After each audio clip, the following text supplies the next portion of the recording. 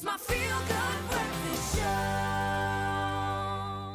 Welcome back. You're live with Expresso. Thank you so much for tuning in for this beautiful Thursday morning. And it's getting even better because we are joined this morning by a man whose story has, I think, captured the hearts not just of sports fans, but all South Africans, from chasing big burly rugby players around the field as an international ref and one of the best in the game, to changing nappies all on his own. Jonathan Kaplan decided to become a single dad in 2016 and went the route of using a surrogate mother.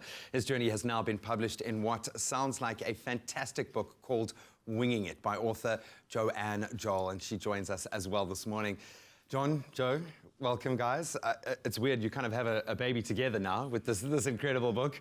But I'm also surrogate. And it seems to have really captured people's imagination because the story is just so awesome. John, it's 2 years in.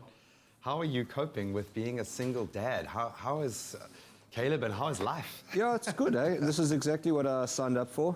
You know, there's good times, there's tough times, but all in all, it's probably, I mean, not probably, it's better than I anticipated, because I couldn't have expected the interaction that I've got with him now. What led to this massive, because it's probably the biggest decision that you can make, and what brought you to that point? Well, that's exactly the thing. It is the biggest decision. So, and it's something that I wanted to do a long time ago, and for whatever reason, life just didn't work out conventionally for me. And when I was retiring, or you know, in that type of in that zone, I decided that this was an option that I needed to explore. And it took me literally a couple of days, a few phone calls, and then I made the decision, pulled the trigger, and it did take a long time. Yeah, it took a long time, you know, for him to pop, but it was 2.5 years from the time that the decision was made till the day that he popped. But it was, yeah. Loving it. And congratulations, man. He's just the most beautiful boy. Joe, you're just chuckling your way through this. What a journey to document, to be the person responsible. What drew you to Jonathan and his story? Why did you want to be a part of this? I mean, who wouldn't want to be? You know, you hear about the prospect of this retired rugby ref about to become a single dad, you know, by surrogate, and you just think, you know, I want to watch that, I want to write it, I want to see how that plays out. Not only, I mean, I came onto the scene for the book purposes when Caleb was about 3 months old, so, you know, a lot of that journey that you're talking about was already underway.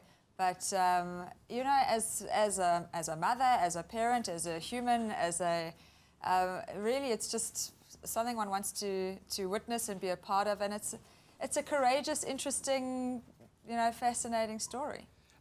You mentioned convention. There is nothing conventional when it comes to being a parent, and I really have to commend you for taking this on board and for being such a, I think, an outspoken dad as well. Sharing that journey is a very important part, because there are a lot of parents out there that are looking for something to cling to, and you guys are going to be sharing the story at the Festival of Learning in Cape Town this weekend. Can you give us some of those details, and what can people expect when they come in and share this space with you, Joe? I think the whole festival is about interesting journeys, stories, psychological experiences, and so what we're doing at the festival is talking about our process of putting the book together, Jonathan's decision-making process, and a lot of the kind of, as you said earlier, the intellectual kind of capital behind it, the thinking, the feeling, the support that's required, and really what goes into making this kind of thing happen. He makes very quick decisions. We've seen it on the field, and emphatically so. Was it like that during this process? I don't know who was making the quicker decisions of the two of us, but Jonathan is, as his previous book says, he calls it like it is, and he decides something and he makes it happen, and nothing was standing in his way. Clearly, and so too with the book.